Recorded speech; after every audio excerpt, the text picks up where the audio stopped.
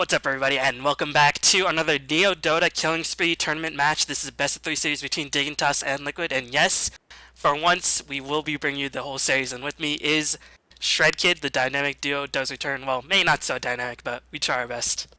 Yeah, we try. Sometimes I mess up. But yeah, we got Liquid and Dignitas today, two top-tier American teams, so I'm pretty excited to watch them play. Yep, so we'll get into all the discussion of the teams as we go in, but right now we'll unpause in 3, 2, 1, go. Now, Liquid been a bit inconsistent. VP, of course, they've been playing VP more than any other team. VP is looking so strong recently. That's a whole different issue. But Liquid, in a bunch of reviews, say that they've been turning around their team cohesiveness. Meanwhile, Dignitas are literally playing every tournament, game battles, like Alienware, Plantronics, like all these ridiculous number of tournaments. And you've scrimed against Dignitas quite a bit, right? Just a little bit. I haven't done so recently. It was actually back when they were pot and bottom, but yeah, they're a good team, to Yeah, say the least. but yeah, I wonder if maybe tournament fatigue is catching up to them because they haven't been looking as strong, but they still look pretty much top tier North American team, which is definitely not too shabby. As Dignitas and Liquid, the question is who will be the first one to pick or ban Keeper of the Light because both of these teams really love him. Yeah, I think everybody kind of loves him. I hate To him. be fair, yeah, yeah, I was gonna say, or hates him. Nobody likes playing against Keeper of the Light. It's just an exercise in frustration. We're gonna see super standard bans coming out. Nyx and Wisp first banned. Undying, yeah, this is really standard, nothing new. Well, And Batrider, yeah. Undying has been fading out recently.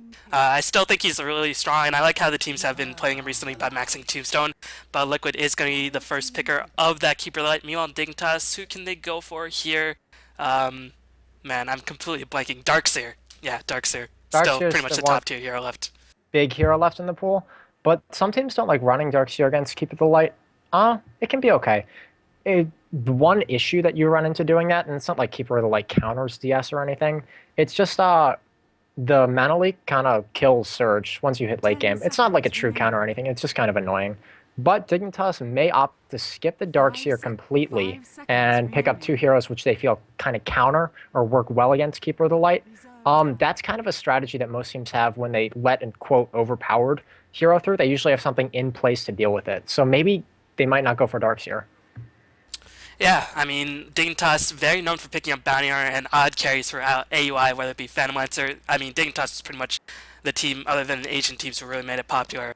Even though that's not really an odd carry these days, Dignitas do like picking up sort of untraditional carries for AUI, whether it be Morphling, who is still pretty good, Tiny, who is very, very common, but not really super common, so definitely a lot of options in terms of carries, so it'd probably be better for them to pick up their supports, their mid lane here, like you mentioned. Yeah, we might. Let me try to think. One thing I think Dignitas runs a. They like running a Bane and they like running a Visage against. I think I've seen them do that against Keeper of the Light. And I'll talk about that more if they get rid of it. But no, ultra standard play. Lifestealer and Darkseer. Lifestealer obviously can get surged in, go on Keeper of the Light, and get rid of him. Yeah, that's really a super standard opening. We're going to see Visage and Chaos Knight from Liquid, and I really like the Visage pickup. North American teams are playing Visage more and more. I think Hannah Montana was the first one who seriously started playing it, but everybody always used to say, back in 2010, Visage is how you win tri-lanes. And now that tri-lane versus tri-lane is ultra popular, you're starting to see some more play. And if you have a Keeper of the Light, it kind of fixes his one true issue, which is, the actual mana regen. His new costs so much, but Keeper of the Light new Chaos Stun and then the Visage Blast is a dead hero.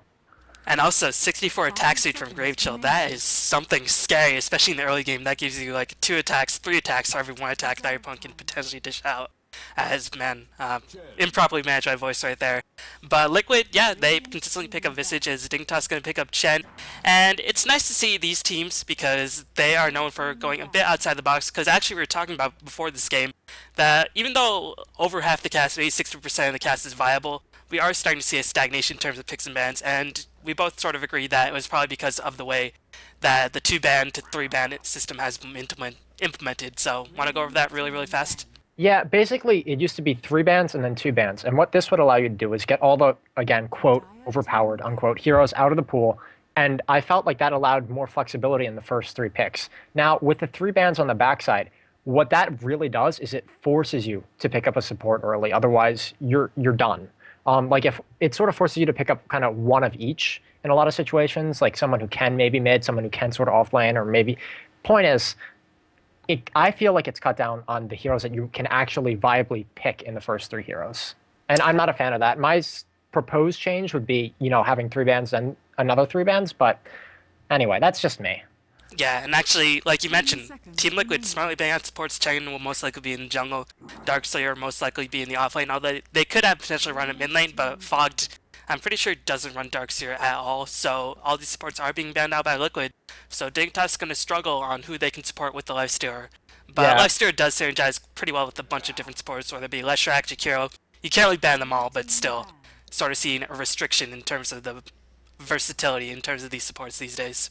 Well, the idea behind the Shadow Demon and the Bane ban was if you have a Chen, you're having only two people in your carry's lane. And the Coddle Visage CK implies that they're going to try lane offensively, almost certainly. Yeah, and that's probably going to be a safe lane clockwork. But point is, Shadow Demon and Bane can shut down a lot of gank attempts coming in from the offensive tri lane, and they're forcing them to pick a support who can't shut that down so they can kill the Lifestealer or kill the support. If you pick a Lina, who works great with Lifestealer, you can just kill the Lina because you're not having a full tri-lane. You have Chen in the forest. And that does give that away, that Chen pickup. So I do like the Clockwork pickup. A lot of teams are starting to realize that he's a pretty decent hero. Like, Battery Assault does absurd amounts of damage. And here's the thing. With the whole advent of group up and push Dota, Clockwork's really good at taking out that key hero and just taking him out of the fight, making it a lot more of a 4v5. And this is really old school stuff. But Keeper of the Light can push him out of the cogs, and it'll burn mana. And that burns, I think, 200 mana, is it, B-Ballin?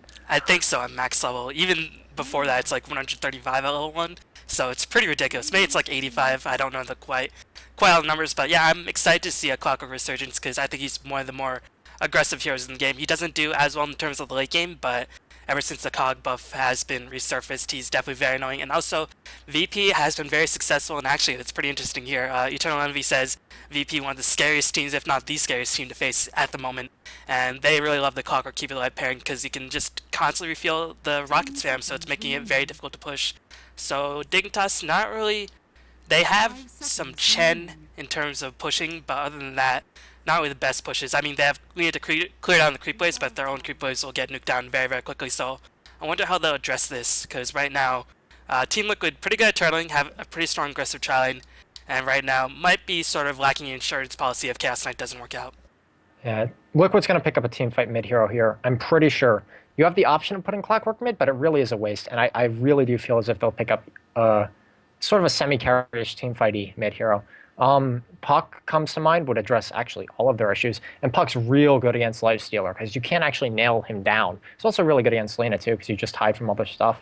I think I mentioned this in my last cast. I'm really biased towards Puck. I feel like he's an S tier hero, like first pick, first ban worthy, because right now, after his changes, he's one of the best mid heroes. But it's going to be Outworld Destroyer, so there's that semi-carry potential. He's obviously got, team fight presence, but this Outworld Destroyer says to me that they knew what Team Dignitas wanted to pick and they wanted to shut it down because Team Dignitas right now needs to pick some sort of mid hero just to round out their lineup, like a Queen of Pain, like a Puck, maybe even an Invoker. Outworld Devourer, oh god, that's an ugly name. Outworld Destroyer, I'm just going to say it, slams all those heroes. And with the Chen and Lina needing to protect the Lifestealer against the aggressive tri-lane, it forces them to, kind of stay away from the OD and kind of let him do his own thing. If you go to gank him, your Lifestealer is going to get slammed, and that should be a Gyrocopter mid. Yeah, as Gyrocopter does okay. He has a lot of burst damage, and he can stay at range with the flat cannon, which is most likely what he will max first, so it can give him room control, as well as allow him to harass at a distance, but still his mana pool will be in very short supply. I'm still crossing my fingers for the day that Huskar will be picked to counter OD, but actually I've been playing that a lot recently in pubs, and it's actually a lot harder than I said in my last cast. I thought, Huskar, who needs mana? Just going with Burning Spirit, but actually OD is just too fast. Get out like it. Huskar has like 1 armor, which is ridiculous. 1 armor, and he's slower than OD. It's actually a lot harder than I previously thought. So I'm a little bit bummed. You need I think a boots rush on a Huskar if you want to. Yeah, that's what I do. I get like a gauntlet and then try to rush boots, but still, 1 armor is too stupid. That's not a lot of armor. Definitely not. But yeah, the players are going to pick up their teams. Of course, Lifestealer does do fairly well against Outworld Destroyer because he has that built-in BKB, but Wall of Replica Illusions will get bursted down. Chen creeps will get bursted down because they are summons. So OD pretty good against the heroes on Dignitas' side for the most part. And again, against aggressive trilane, Lifestealer does do pretty okay, but Chen is not getting the picture for the most part. Yeah, I think Chen is just going to try to power farm a mech. Seems kind of what he'll do. Anyway, you want to introduce the heroes?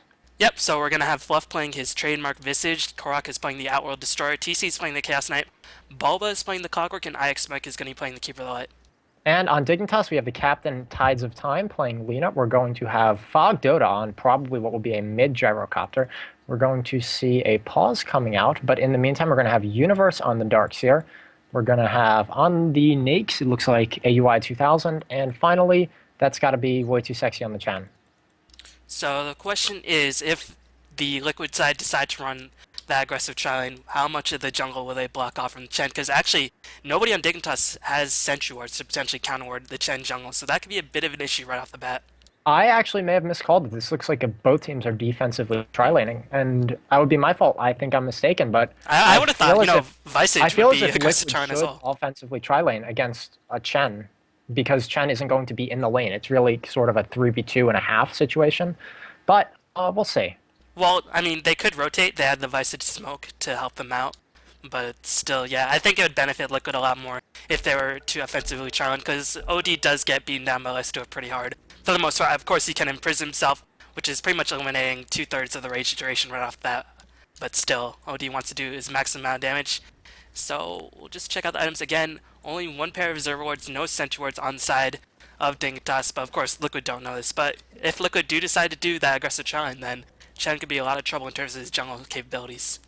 Absolutely, but yeah, well, I'm not even gonna bother calling out the lanes till they're in it because I'm not sure what it's gonna be. But something interesting, and I think I was talking to some North American player. I think they play for Graz though, an up and coming American team, and their team we've seen them run a Visage and Obsidian Destroyer tri-lane, which it won't be. But point is, all you need is like one rank in Arcane Orb early, and it does so much damage that it gets Visage's nuke up really, really fast. Like, it fills up the bars. But that's not going to be the case. But either way, in team fights, all you got to do is hit them with one of them, and your bar is going to be almost full. So it looks like an offensive tri. They might even... Oh, my God. They might 2-1-2. I'm not even sure. Fluff's got that invis rune. It looks like he's just scouting some stuff out. He's checking out the Chen, realizes that Chen has a smoke, super standard stuff. Lena's top, and he sees for sure that they're going to be 3 of them on the safe lane for Dignitas. Actually, I did miscall that. Lena does have some Sentry Wards to potentially do some early dewarding. But again, Chen will be most likely farming up, as Fluff is just going to do a very smart move, which is just to block that creep camp. So you can do that very often if you have an Illusion Rune, a Haste Rune, or an Invisibility Rune, just to prevent that early jungle, prevent the early pull, prevent the early stack, and that's always something you guys can do if you are trying to shut down some of the pulls if you are aggressive trial-hitting. Yeah, and this is actually bigger than you think it would be, because if you shut down that camp, it means that he doesn't have access to the 1-minute camp. He's got the mud golems. Yeah, normally as Chen, you want to take out the big camp immediately and then go again. And it's a lot of your experience, and then you want to do something with that creep, whether it's power farm if it's a farming creep or get an early gank off. But it looks like we're going to have Dark here creep skipping, and Bulba can't really do anything about this until he has more points in Battery Assault and Cogs, but even then, it'll be super hard to get up close to Darkseer. So Darkseer is going to get free farm. But, I mean, Clock has 4 tangos, he has a stout shield, he has 2 armor, and so he will be fine for the most part, but still, like you said, you never really want to give a Darkseer complete free farm. And Meow Gyrocopter is handling the lane pretty well, again, going to be maxing Flat Cannon to do as much harassment as well as get easier access to the runes. But of course, it's a lot more difficult against a Chen, at least the Chen's on your side, but against an aggressive tri-lane, where one of your team is neutraling, it's a lot more difficult for Fog to sort of have access to that, as Lifestealer is being completely shut down. Yeah, and to be honest, I'm not surprised you got about this. Yet this whole 3 against 1 or 3 against 2 concept doesn't work out for the 1. I mean, the good thing that they'll get out of this is that Chen is probably just going to power farm. He's not going to be touched, and he can get up. If you don't do anything as Chen, you can get like a 10-minute mech if you get good farming creeps, which he hasn't got so far. Now, in a situation like this, Visage, of course, won't find too many opportunities to get the nuke off. So, Visage, not really known for being the best mid-game hero, but he's pretty solid, so... I mean, he's not too disturbed by this fact. Keep in mind, he is shutting down the Lifestealer. And if this was any other carry, then the carry would be mostly boned, because Lifestealer does function pretty well without some of the bigger, more expensive items, but still, he's going to have a very difficult time in terms of having a very solid impact in mid-game.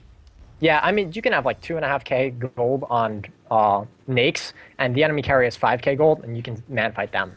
That's just the way that hero works. But we see some weird illusion usage coming out from Fogged. I'm not really sure what that was. Anti-pull? Pull the anti... I don't know. Maybe Yeah, just I don't know. scabbing out. That was weird. I would have used that to last hit against Korok, because he's gonna probably outlast hit you. Yeah, and Korok not getting that early point to Arcane Orb, pretty standard. I mean, if he did have Illusion, they'd get bursted down by that Arcane Orb if he did have it, but still, standard OD build, but again, that flag cannon just proving to be super annoying to deal with. Korok most likely will be rushing the mech, because that is pretty standard for OD these days.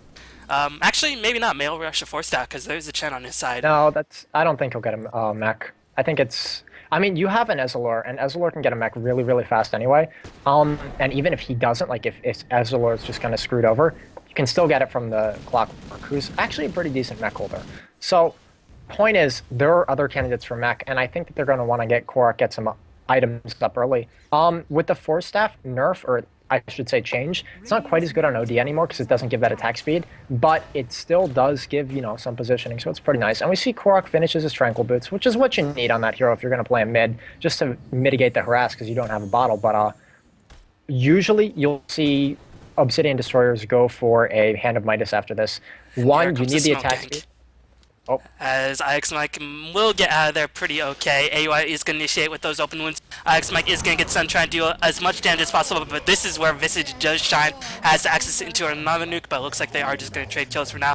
Actually, here comes Rocket flying in for the top from Bulba, but AUI should be okay. Still has 2 points in rage, which he has not yet used. So it's going to be a 1-for-1 exchange, trading a First Blood for a Lina. So overall, that definitely very Dignitas, but still, they are very behind in terms of this trilane. Yeah, well, Lifestealer did get that first blood, as we said, but let's check. Yeah, their net worth is probably not that far apart, to be honest, because of the first blood. So that's actually kind of a huge misplay. You got to be careful of those smoke ganks coming in from early Chen. Oh, Bulba's gonna do the cogs on Universe. Universe is heavily outfiring Bulba, and Bulba is actually getting DPS down by the Iron Shell, but now the Iron Shell has run out. Bulba trying to come in with the rocket, but does not even need it. Gets a nice hook, sniping out that Darkseer. Nicely done by Bulba, who's getting bullied in that lane from the creep skipping, but managing to get a kill on Darkseer. Getting Darkseer out of the picture for 20 seconds. Definitely gonna be a godsend for Bulba. Oh, that's gonna be huge. And if we take a look, he maxed Battery Assault. It's 75 damage per, I guess, mini stun. And how many? Oh man, I don't even know the math, but it's a lot of damage. And we see a gank coming in. TC's running. He's going to reality rip the Chen. There's going to be a stun. Visage has got his nuke bar almost full. He's going to get hit and cleaned up by the Coddle. And this is why this tri-lane is so fierce. Yeah, and keep in mind, Coddle can constantly refuel the mana. Has some clears for his own mana. TC, Chaos Knight's biggest problem, of course, is that small mana pool. Fluff, of course, lacking in terms of mana as well, so Coddle is pretty much BFFs with everybody in the entire Dota 2 scene for the most part, but definitely with these guys. As so far, Liquid looking pretty sharp, as Darkseer having his farm slow down by a little bit. Actually gonna go for maybe a Vanguard, might go for back into a pipe, but probably a Vanguard, as he does have that Stout Shield. We'll give him a bit more tank, and we'll help him against OD, but maybe that will be just for a pipe against the Visage and the Coddle. I think Vanguard makes a lot of sense, though, against all the nuke power that Liquid has, and the auto. Like, they have both nuke and auto, but it looks like Korok's going to be in trouble. He's going to get stunned. Caldon's going to come, miss completely. Korok's on the run. He still has his imprison if he needs it, but he'll just get away. Yep. And can you tell me what time you're at, B-Ball? And I think we may have been a little bit desynced. 18:20, 21, 22, 23. Okay, I've adjusted, and I think we should be good. Yep, Korok just going to heal up with those Tranquil Boots. Should be back up to about 500 HP. Meanwhile, Lifestealer, again, with that first blood, has picked up the Phase Root, so going to be a lot more difficult to kill. Of course, Lifestealer always going to be difficult to kill. And here comes Migration mid lane. Bulba going to get the snipe off onto Gyrocopter, just caught the tail end, but I guess Imprison into Hook pretty much set it up. Yeah, it's real easy with that combo. Yep. And yeah, Bulba's going to return bot to farm. He's actually doing pretty well. He's got Bottle Boots, Wand, and 500 gold in the bank, so he's going to be a pretty farmed Clockwork. It's kind of nice when you're playing Clock and you don't actually get completely sacrificed on the top lane and you actually get farmed, so you don't just insta-die in engages. Yeah, I mean, in the early game, people forget that Clock is actually pretty much a monster. Really difficult to stop, very innately tanky. do a lot of damage, especially with Max Battery Assault, which is a build that I've always loved. But I mean, you sort of see the practicality of the rocket build against the sort of a trialing situation, as there is going to Top be a lane. smoke gank, and Universe is going to get the Iron Shell. That's going to do a bunch of damage, but it is going to feel Visage as here comes the Light Strike Ray. TC is going to be the first one to take the fall, and meanwhile, Way Too Sexy is going to sacrifice his life in his stead. Fluff is going to die as well, and Alex Mike is going to be on the retreat. Will he be able to escape? Of course not. Iron Shell, too ridiculous. Yeah, they just got gone on. I mean, there was a smoke gang coming in that they weren't aware of, plus the Darkseer. It was just too much damage. They couldn't deal with it. Well, and here comes Korok. He's going to get one missile to the face from the cooldown, but will escape the second missile, constantly draining Fogg's mana. But you can see Fogged, again, with 3 points in the flat cannon, doing all right. He will pick up this invisibility rune. Actually, he's going to get reality by TC. Gonna get a 4-second stun as well. Super annoying for Fogg to deal with. And actually, TC not going to bother to do any sort of damage, just going to escape with that invisibility rune, and Fogged will be denied. But Fogg's still full HP, or relatively close to full HP, full mana, can go back to the lane if he wants to. Yeah. Once he knows that TC does reveal himself. Yeah, I think we're definitely going to see a, Hand of Midas build from Korok. He's got almost 1900 gold. This is a good time when you would want to do it. And I feel like he would have finished his wand, to be honest, if he weren't getting that. So that's going to be a lot of farm on him. They're going to have to deal with that. Yeah, Bulba, almost level 9 minutes in the game, definitely from the back of those ganks, also getting a lot of experience, has not yet died, and Clockwork again in the mid-game, very, very deadly to deal with. So how will Dignitas counter that, as that is going to be the main question, of course. Lifestealer does do pretty well against Clockwork if he's not trapped outside of the cogs, but other than that, Dignitas might be a little bit of an issue against that Clockwork for the most part. Yeah, that's true. One thing you can do is you can actually vacuum Clockwork outside his own cogs, so the battery assault isn't hitting the targeted hero. That's sort of something that, we're probably going to see it at some point in this game. But I think Clockwork's probably just going to go for like the Chen and the Lina and just take out the supports. Maybe even the Darkseer if he's feeling fairly ambitious, but... Yep, as again, very passive going on so far, AUI. Definitely not seeing nearly as many creeps die near him as he wants. Still managed to get 40 last hits, probably some of those neutrals, but whenever he's left alone lane, definitely going to be last hitting every single creep he can get his hands on. As here comes the teleport up top, it is going to be Universe. And is the question, does Dignitas know? They do not know. Universe is going to rotate in as they saw AUI's aggressive maneuver, and that probably tipped off Liquid. But here comes the push by Dignitas, and the question is, can Liquid actually defend this? Of course they can. They have a coddle. Yeah. They shouldn't have even had to ask that question, but it looks like we're actually going to have a dive. Open Wounds comes out, and they're going to think better of it immediately. Back off. I felt like... Oh, Boba with the snipe! He's going to get 2 people in cogs. He's got Battery Assault. He actually hasn't got it going. Chen's going to go down almost immediately. Yes, Coddle Blast will finish him. We see Chen down. Lina is almost dead. AUI is going on Liquid Boba, but he's backed off of Rage. IX Mike is going to back up. Fluff's taking a lot of damage. He's going to miss one of the stuns. In the meantime, Lina does end up going down. The stuns are going to pursue, but I think Surge should get them both away. Yep, AOI at those spacesuits going to outrun that familiar, but Liquid handily taking that engage, and nobody died on their side. Meanwhile, they managed to take the life of Lina, and I think killed Gyrocopter. No, they killed Chen as well. So they're definitely going to be very happy with that, and the question is, can Dignitas defend the push? They're definitely a lot weaker in terms of defending the push. They have Lina, but still, the diving of TC with the birds and the Clockwork definitely could be very scary for that Lina alone to deal with. Yeah, I would have backed off that tower already if I was Lina, but it looks like she might not get punished for it because they're not going to die for her. Question, B-Ball, can you infest Visage Familiar as Nakes? I'm pretty sure you can. That is a lot of free gold if he wants to do that. I've never actually tried it myself, nor had it done to me, so I don't know. I mean, Familiars are not complete magic immune, just have 97 spell immunity, so they can actually be stunned, so I assume you can do that. And of course there's a Chen, so a lot of potential to be infested on the side. Oh, Chen is on Dignitas, I keep forgetting. But yeah, Familiar is going to be very, very annoying. As here comes the smoke attempt, trying to catch off Chen in the jungle. It was seen though. They went through a Sentry Ward. Yep, so Way 2 definitely going to back off right there. And he should be A-okay, as meanwhile Lifestealer going to get some much needed farm. As Clockwork gonna go for the Blade Mail. I'm pretty sure it's a mech. Or the mech, like you mentioned. Yeah, I think they want to fast mech up, especially because if you have a CK, you want to take advantage of that early. And normally a Coddle has more farm by now, and he doesn't really have anything, just sort of because he was offlaning. So I think they might do it on Clockwork, but maybe not. I don't know. Probably because, again, mech with the Arcane Boots definitely has a mana to spare. Of course, with that Coddle console, you're feeling it, he will have the mana to spare. that mech, so mech would probably be the most appropriate build, and will allow them to push in a lot earlier. As Korok, what is he going to go for? Again, went for that minus, going to have 1k gold in the bank. The question is, what will he go for now? I would guess Atos or Force Staff both seem pretty appropriate. Those are really the two first items that you see on Korok. I've seen people build Lincolns, but against Dignitas it doesn't make any sense. Yep, as meanwhile TC just going to have that Illusion Rune, going to go for that Armlet build. Pretty standard these days for Chaos Knight to do so. As Fluff just going to scout there with Familiar, so the game is taking a bit of a lull. But overall, I think this does favor Liquid just a bit. I think Liquid's going to start taking all the towers very soon. If they win one engage, they're going to get all the tier 1 towers. Whereas if Dignitas wins an engage, they shouldn't really get any towers. Yeah, because Illuminate Rockets just do so much in terms of keeping the towers back. As TC approaching the lane very aggressively, not in too much of a danger being open loot because Lina is not yet in position, and Chen just playing super scared. Not really revealing what item he's going to go for just yet. Might go for the straight up Vlad's, but probably not.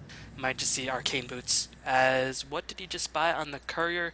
It is going to be the Bulker, so he's going to need the mech on the side of Dignitas. Makes a lot of sense. Who else Yeah, is if you got your Darkseer, it really makes sense for the Chen to build the mech and Darkseer to build the Vanguard. But it looks like Clock's going to go. He's getting ready to ult. He keeps canceling his ult up, and he does go. He latches Universe, and he's immediately going to get the battery assault off, dealing a gazillion damage. Korok's going to come and try to last hit.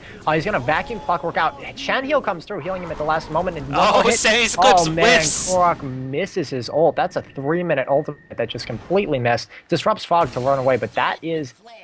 kind of sucks. Oh, the rocket's gonna come in now. It does manage to whiff off Universe. Nicely done by Universe. Not taking the obvious path, and he does have that cloak, so I don't think he will die. Yeah, he wouldn't have died anyway. Eyes another rocket, as looks like AUI might get initiated. No, this Tron playing very, very aggressively at the moment. And AUI still managing to get 64 CS. Very respectable farm for AUI. Yeah, that's not bad at all. Something that AUI does, I would say, better than a lot of carry players is that he's able to find farm under pressure. And obviously every carry player can do this, but I feel like he's extra good at doing this. You know, any carry player can farm a gazillion GPM if you're given free farm, but he gets it pretty good when he's under pressure, as he was. And he is going to go for the phase drum build, which is ultra standard, but... Yep, and here comes the push in. Shan already going to take a bit of damage. Glyph is forced out, as Familiar is going to stun, going to fuel up all of its HP, as AUI is going to initiate onto Fluff. Here comes Oblin, is going to rage up right now, as Cogger going to get the cogs off, delaying AUI's damage, and the rage is going to work very, very soon. Here comes Call Down by Fog, trying to do as much damage as possible. Does manage to pick off Bulba, meanwhile Fog does manage to kill Fluff, and this is going to be a complete steamroll by Dignitas. Was not expecting this, but the reinforcements by Dignitas, especially under the tower, especially with that Call Down hitting so many people, just allow them to wipe. Was not expecting that. Yeah, I actually, to be honest, I wasn't either, but I think Call Down plus Infest plus Vacuum all in that AoE, and they hit the wall, so they got the damage out from the wall. I feel like that's where most of that damage came from, and it looks like they're going to try to push this top tower. They will maybe be able to get it. Coddle's TPing in, and they don't have a creep wave on it right now, and they're just hitting it and tanking it. They say they don't even care. Yep, I don't think they'll be able to get it. Glyph is going to be forced out. Rain losing a lot of the momentum, and again, mid-game kills a lot more important in terms of early game kills, gives more experience, more farm, more gold, and you can check out the gold graph. 2,000 gold probably will be reaching around 2.5k, maybe 3k when all is said and done. Definitely nothing to write home about just yet if you're a Liquid fan, but still pretty significant for Dignitas considering they're under so much pressure. The experience graph taking so much of a dive, as we are going to see the Glyph timer now in all chat by Fluff. Very nice. I like the approximate sign too, the little squiggle. I never know what it's called, but he puts approximately 14 minutes, and AUI is actually going to fill him in exactly when it was. Just a little bit of trolling back and forth. Keep in mind, these are both American teams, probably all good buddies. Yeah, all these guys are friends. They're, you know, none of them are actually seriously making fun of the other, but they're all nice guys, so. And yep. Korok's actually going to go for a silent stick. Give him some attack speed, and I think this is probably just a direct counter to Darkseer, because he saw how much the vacuum did with the ion shell and the wall. So if Darkseer gets silenced, there goes a lot of Dignitas' team fight right there. Yeah, I feel like if you silence a key target, whether it's Darkseer or maybe even the Nakes, if you can burst them down, like if you can silence the Nakes before the rage, you can just kill him. It's gonna be pretty easy. They got a lot of lockdown and a lot of damage. As Tide's gonna have his stack scouted out, so keep in mind, Liquid is fully aware that Dignitas are starting to stack. If this is no time hunter, all the creep cans would be stacked by now, as Blind Light is going to go onto AUI, but he's just going to rage up, does not care. Mike, can he escape? Of course he can't. It's a Lifestealer on his ass with phase boots, with the drum charge being used as well. So still, you know, not the worst trade, at least for a drum charge, but again, pretty nice for the Lifestealer nonetheless. Yeah, I mean, the whole point of that phase drum build is you want to use the charges early because they let you get kills that you wouldn't get otherwise. And there's some posturing going on in bot lane, but nothing's going to happen. But yeah, like I said, you get the drums to use them for early presence and, you know, the insane move speed that it gives you, and plus the attack speed you get from it, allows you to get kills you wouldn't otherwise be able to get. So expect AUI to like use those other two charges probably in the next 2 engages. As AOI is got the armor chipped out to him. Meanwhile, after that engagement, since Bulba died, his mech is heavily delayed. 2-1 and 2, 66 CS, definitely pretty respectable, but I imagine they wanted to mech up a bit sooner, but that engagement definitely cost them a bit in terms of that timing. Meanwhile, Chen, do you have your mech up? He is going to have his mech up in about 700 gold, so not too bad. We'll probably have it around a similar time as the Clockwork. This is definitely pretty respectable that way, too. Yeah, Chen didn't really get any farming creeps, which is the way to get to a fast mech. You want to, you know, stack your jungle with 1 creep while you stack another camp, you know, and you clear the small camps with the satyrs and you clear the big camps with Wildkins. But none of that was able to happen just because of his jungle this game. It kind of sucks, so. Meanwhile, Fogged is going to have that BKB up in about 400 gold. The question is, what goes through the BKB on side Liquid? The cogs. And that's pretty much it. But cogs might be all you need against the CK. Yeah, I mean, if they're able to actually isolate him, they can't really get him out of those cogs. So, sorry about that, people, and my dog's barking, but I'm going to try to settle him down if you talk for a bit. Yep, sounds good, as well as just going to cog off the top lane. Going to scare off AUI from going on him for a little bit. AUI just going to contentedly right-click it down. As here comes rotation by Dignitas. They are going to smoke up. Rain wards are not in the picture, as actually not too many wards in this game so far, as there is a rain ward trying to spot the stacks for the most part, but I don't know if that actually blocks it because it looks like this camp was stacked out for the most part. As here comes a call down, going to destroy the creep wave on the bottom lane. That means it won't be in the engagement for the next team fight. And here comes the smoke around by the rain, going to find a Fogged in the forest, as Fogged is going to be completely and totally screwed. As here comes the chain stuns by the familiar, easy kill being picked up by TC. As in exchange, the universe does pick up a tower, but still, Fogged BKB will definitely be delayed by a significant amount. Meanwhile, looks like Chen gonna have his mech up pretty soon in about 300 gold, so it was a tower trade. TC in exchange for Way 2 getting or Darkseer getting a tower, as Lumi's gonna fly and prevent additional pressure on that tier 2 on the top lane. As here comes some teleports top. Actually, AOI is gonna initiate onto Fluff. Fluff is gonna die, gonna get imprisoned by Korok. As here comes Hoken by Bulba, gonna snipe off Tides of Time. Hands of God does fly in. Fluff is gonna pick a kill on Lina. Fluff is still at healthy HP. Universe is gonna take a bunch of damage, is gonna die as well.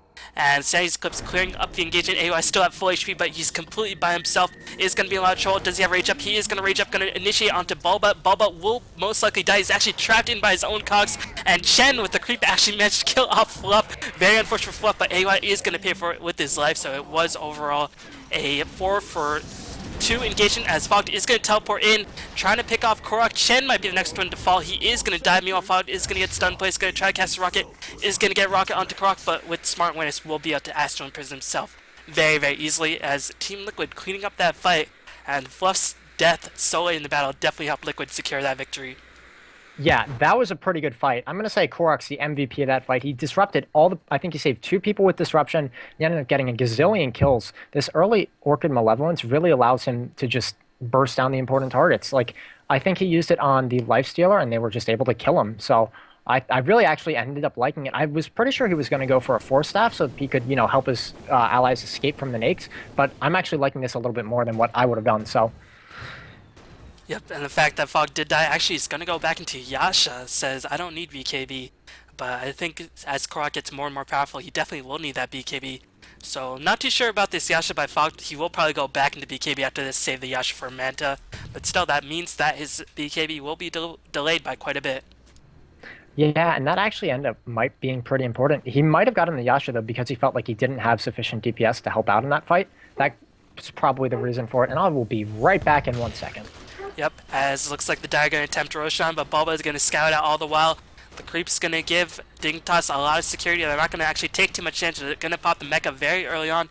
Here comes the Familiars rotating in. Roshan at about 1/3 HP, and Dignitas gonna have to back off. Actually, Universe getting chain stun death, and Bulba trying to find a target to hook in, trying to get the cogs off. AY is in a lot of trouble. Gonna get reality drifted. Immediately gets bursted down. That silence definitely helped him out, but nice vacuum. Unfortunately, the wallet just a little bit too late. Fluff doing a lot of damage on the receiving end. Here comes the pipe being popped by Universe, who managed to pick it up. That is gonna delay a lot of the damage from the Illuminate and the Soul Assumption, as TC is gonna get initiated on as well. Here comes AUI, who did buy it back, trying to pick off TC.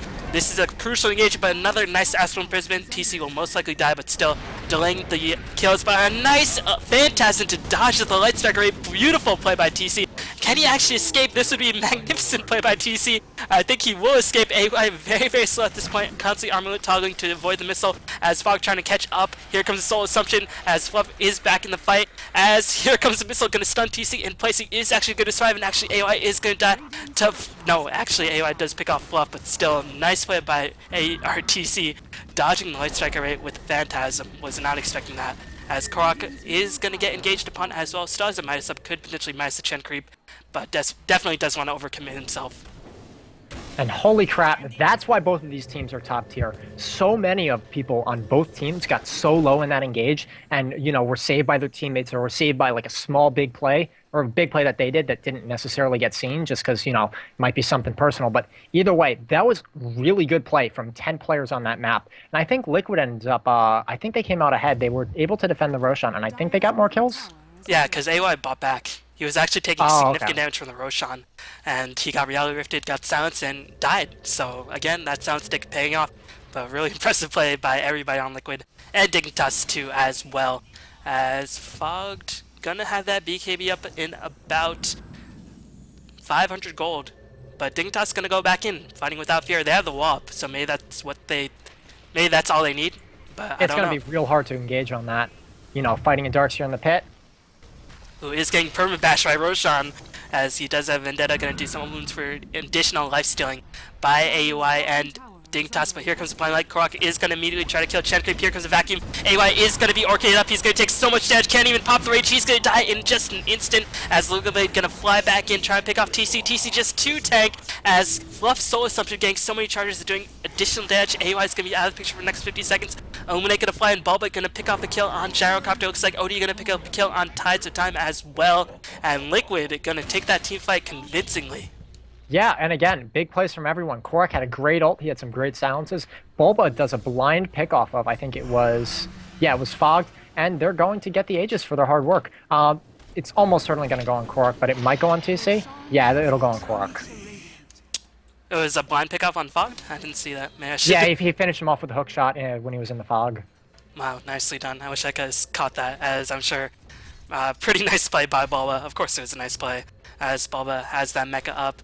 And Fogged are going to be delayed from that BKB, so it looks like Liquid getting a lot of momentum from these team fights. Keep in mind, AUI has died twice, has bought back once. Meanwhile, none of the carries on the side of Liquid have died recently.